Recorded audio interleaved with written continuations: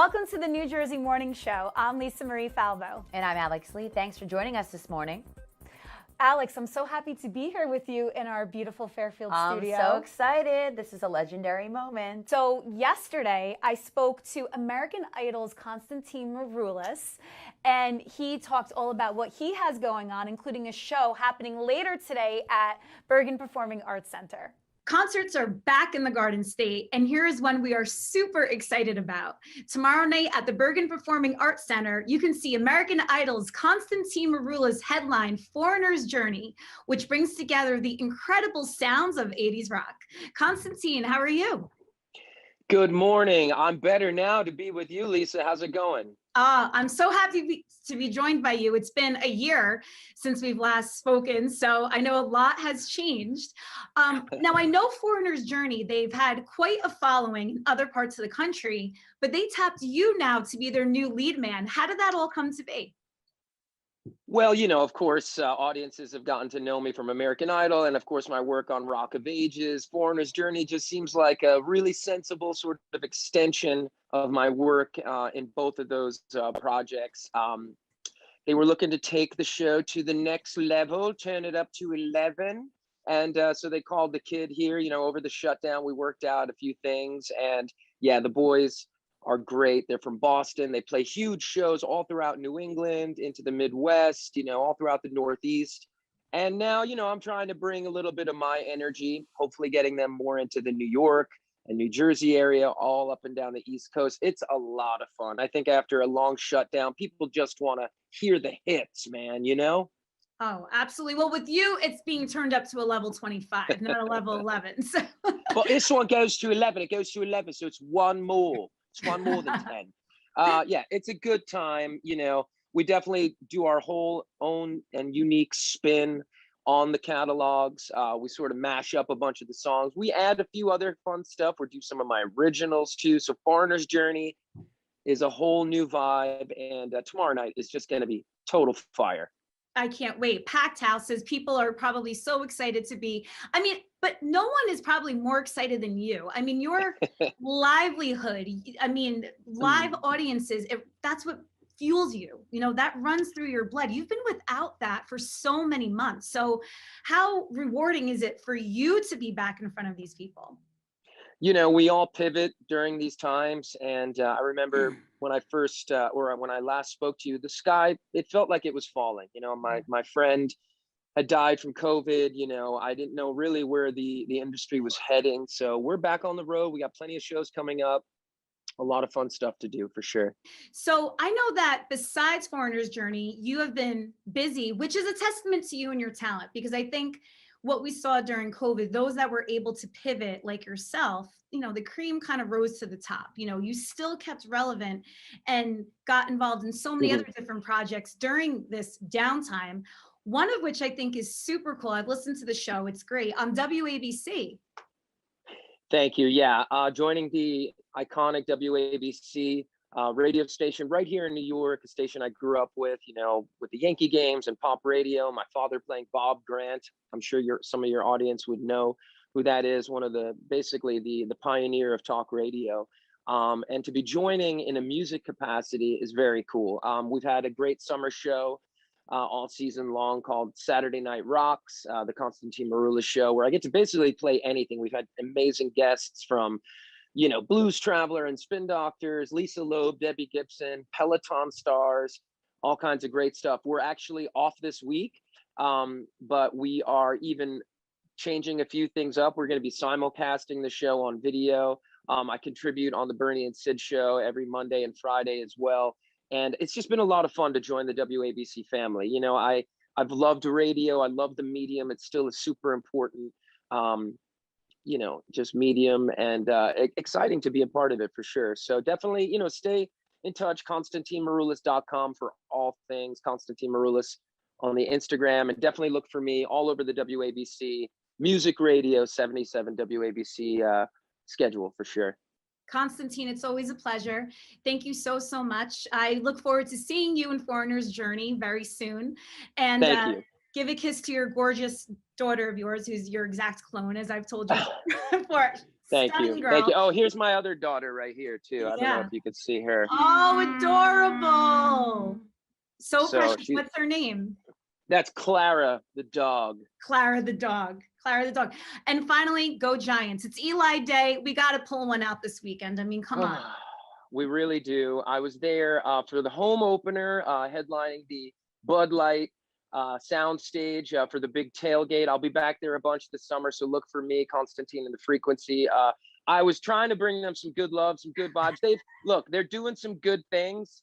So let's see if we can put it all together this week and at least get our first win on the books for sure. Eli is the king, but don't sleep on Daniel Jones. He's doing a good job. He's the guy. Trust the process. Definitely. He had one of his best games last week. Unfortunately, we couldn't pull it out. But Constantine, thank you so much. We look forward to having you on the show again soon. All right, love. Thank you so much. Have a great day. Bye. You too. Bye, Jersey. He must be electric on stage if it's anything near matching the energy that he brings to an interview. He's so sweet. He's a performer, and he's a legend. I mean, American Idol has been around for so many years, and he's one of the few stars that it has produced. Yeah, it's a tough industry, but you know, he definitely has what it takes, so we wish him all the best. So this week, as of this week, all children in daycare centers across New Jersey, ages 2 and older, will now have to wear a mask. And all visitors to daycare centers must also be masked. Again, this brings us no joy, trust me, but it's the right thing to do. We appreciate that it may be difficult to keep very young kids in masks for the majority of the day, but we are looking for these settings to provide kids with as much support as necessary to ensure the safest possible environment. Governor Murphy made the announcement just several days ago. Some say little warning for parents who have to get young children used to wearing those masks all day long. We sat down with the founder of the Child Advocate Coalition, Kristen Sinclair, and heard more about the work that she's doing. Joining us now to talk about this is the founder of the Child Advocate Coalition, Kristen Sinclair. Kristen, thank you so much for being here with us.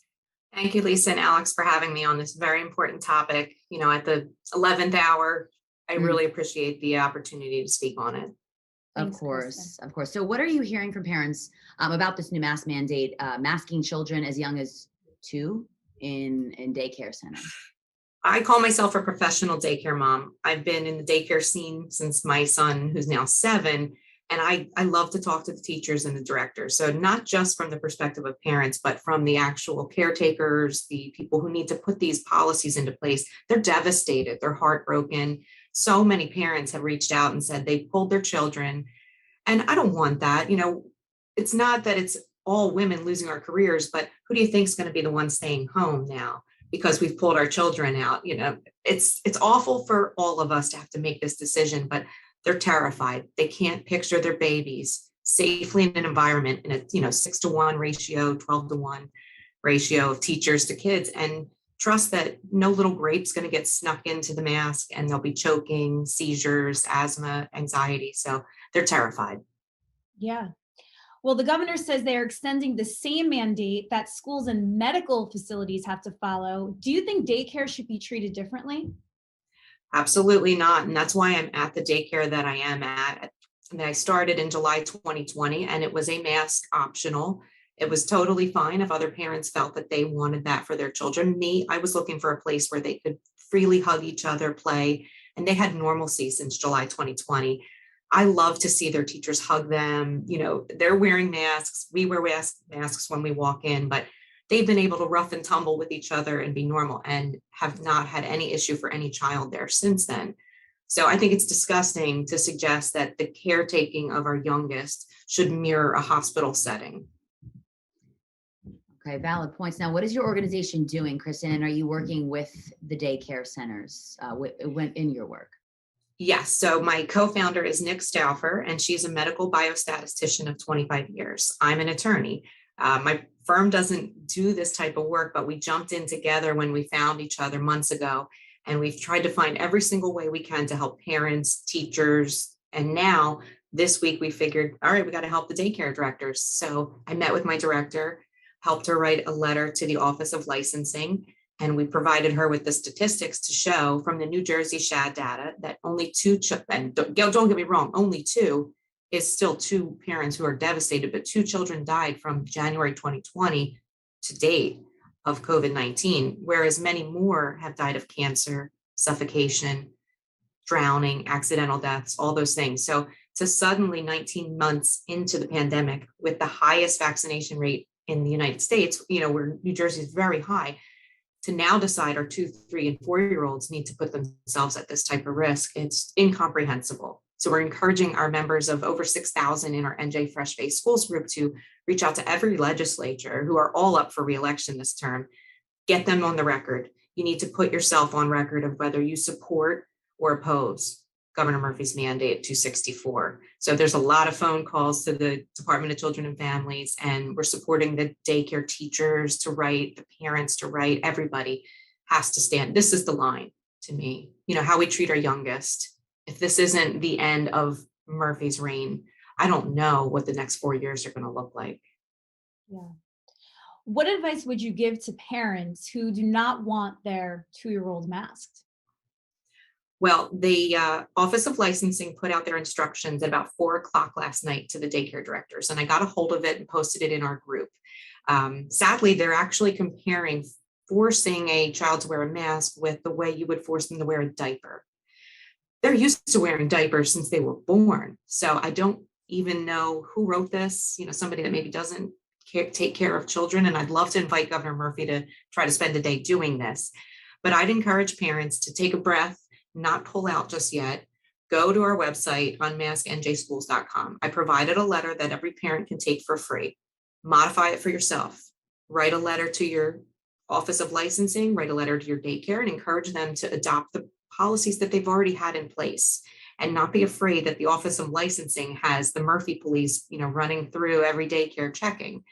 Call corporate, tell them you support your daycare director having discretion, and also let other parents know, hey, back off. Maybe my kid has a medical exemption, a religious exemption. We need to give each other grace and not scream at each other if we see a little one without a mask for a few minutes. That could be a moment in time.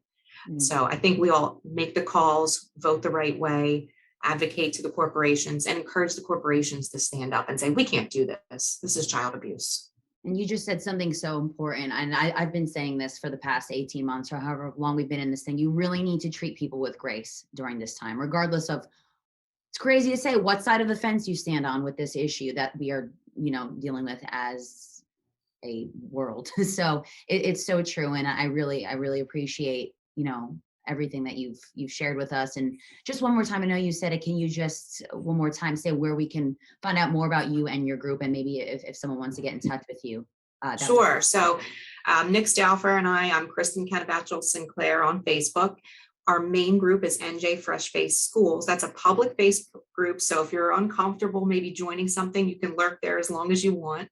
We have about 80 private subgroups for counties and towns for parents to organize with Board of Ed candidates, support the up and down ballot candidates that support our cause. We also have the Child Advocate Coalition, which is an LLC, and we have a page for it on Facebook.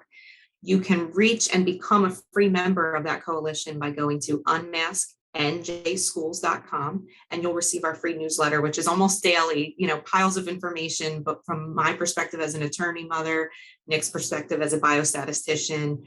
And we share all the latest news that's happening in the schools, from students who are standing up and fighting in the middle schools, what we can get our hands on, and ways you can get involved yourself to advocate. And it's all free. It's just to help the kids. That's what we want. Hey, Kristen, my daughter isn't quite daycare age yet. She's 6 months, but she's going to be there before I know it. So from one mother to another, I thank you for all the work that you've been doing. We're going to fix it before she's there. All right. We like to hear that. Kristen, thank you so much for coming on and sharing your cause and your efforts with us today. Thank you, Alex and Lisa. I so appreciate the opportunity. Coming up next, Beth Nydick, author of Clean Cocktails, is here. Follow us on social media on Facebook, Instagram at NJ Morning Show, and follow the fun. 2020 felt like a dark tunnel, and while 2020 is over, the impact is not. The pandemic affected both our physical and mental health. We started the Cody Fund for Mental Health to change lives, so we want you to know about NJ211. It's a referral service for anyone in crisis, even children. I'm living proof that there's light at the end of the tunnel. And it's not a train, it's help. It's NJ211. The American Lung Association invites you to join us outside in 2021 for our Fight for Air Climb events. Now more than ever, we need you in the fight for clean air and healthy lungs. Let's go outside and climb, because every step counts. Visit us at lung.org.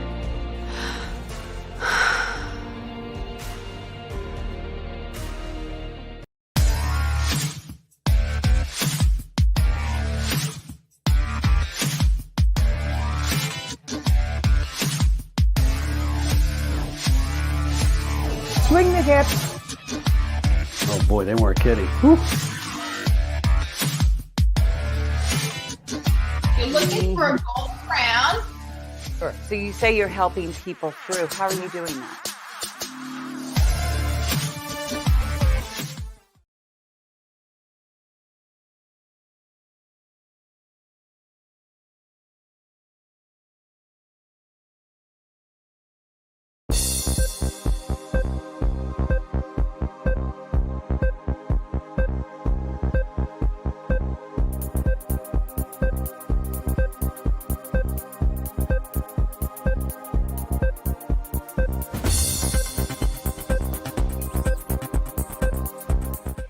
So Alex, fall is definitely in the air. We noticed that coming chill out in. there. Oh, definitely. And what better way to get us feeling fall delicious than Beth Nydick of Clean Cocktails. We spoke to her yesterday as she shared her new autumn flavor. A lot of people love the fall because of all the pumpkin drinks that are available at coffee shops. There are so many amazing drinks you can make at home. And joining us now is the author of Clean Cocktails, Beth Nydick. Beth, how are you doing this morning? I'm cold. All of a sudden it's fall. There's a chill in the air. Exactly. When that calendar switches to September 1st, that's it. The leaves know, they're all on the grounds. Yes. Exactly. And that's when we take out the bourbon. Oh boy. So I guess that's what we're doing today. Something with bourbon? We are doing bourbon. So you know your classic summer favorite, the Paloma, the tequila, the grapefruit. What we're doing today is we're actually combining an old fashioned, which is the bourbon and the citrus, with the Paloma. So it's bourbon with grapefruit juice, a little bit of lime, and a little bit of honey syrup. When I tell you, when we add the rosemary, fresh rosemary from my backyard, it's spectacular. It's great for like these cold evenings, but also good for when you get home after apple picking. Oh, there you go. Very nice. Okay, so I'm going to start the cocktail. But this one's a little bit different than we normally do. Okay. Walk us through it. Okay, so this is rosemary. I wish we had smell-o-vision. What you're going to do is hold it at the top and just pull down and look at what happens. Everything comes off the stem, put it right into the shaker, and we're going to add a little bit of salt. So if you remember why we put the herbs in the shaker first is because we're going to muddle them. And this is a muddler. Essentially what we're trying to do is get all the great oils out of the rosemary into the cocktail. So you really get that rosemary taste, that rosemary note like in the back of your throat when you actually drink the cocktail. Are you guys muddlers? Have you muddled before? I am a muddling novice. Noob, yeah. Yeah. It's very simple. I know you ladies can do it. You're really just for 10 to 15 seconds, just swishing up the herbs. It could be mint, basil, cilantro, rosemary, whatever you want. And you said that's releasing the And oils? It is. It's releasing the oils from the actual plant. Okay. All right. Wow. So that's all smushed up. And you can take more time doing that. Of course, it's television, so we don't have as much time. A little so I'm going to put in about 4 ounces of grapefruit juice, about an ounce of lime juice. I made you guys some beautiful honey syrup this morning, which is honey and water, essentially. Wow, wish I could. And here's the bourbon. So we're going to add a little bourbon. We're going to ice that up. Like we don't normally put the ice in first. This time we're putting the ice in last. Remember, when you shake this up, you want to shake it until your hands get really cold. I put a little garnish already on our pretty cocktail. So we're going to shake it up. And then this is going to have this great flavor and great tone to the color. Look at that beautiful color. Wow. Wow. My mouth is watering over And here. that, my What friend, time is it? Is it too early for bourbon? I'm calling it, no, It's I'm calling Friday. it the Paloma Old Fashioned. Yum. Oh All my right, gosh. that is worth pumping and dumping for There me. you go. Mom over here. Yeah, that looks delicious. So refreshing. And I love a little bit of bourbon in the fall. Like just like around this time right now, like we said, there's a little chill in the air this morning, warm you up inside a little bit. The freshness of the grapefruit. Oh my gosh.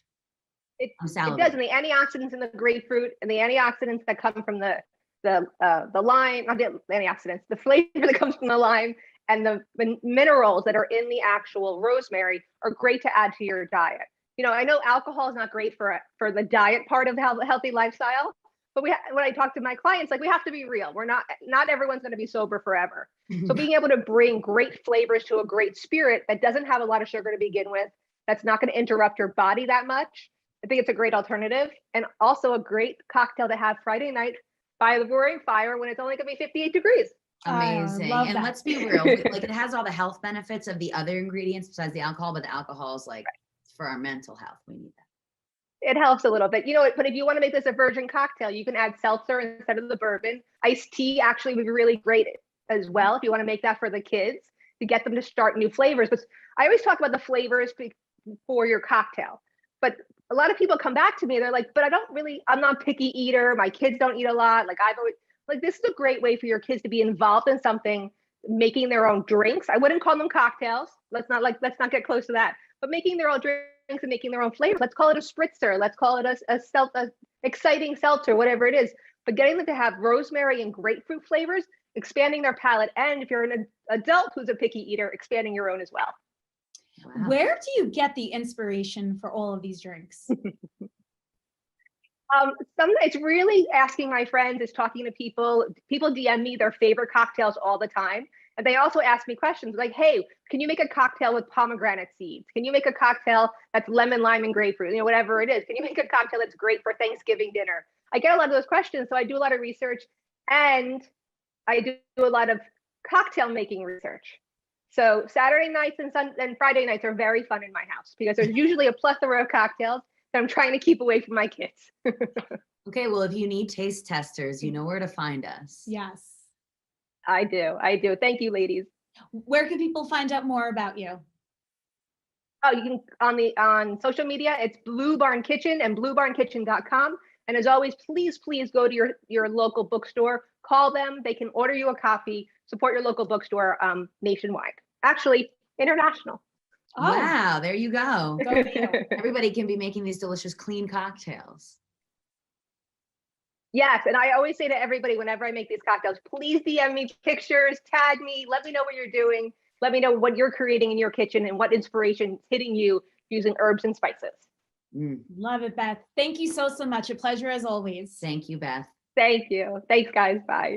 Alex, thank you so much. This was so fun. It was so great catching up with you and doing this. We had a great time and hope you did too. Yeah, absolutely. Make sure to follow us at NJ Morning Show on Twitter, Facebook, and Instagram. And we will see you back here next week from our Fairfield studio.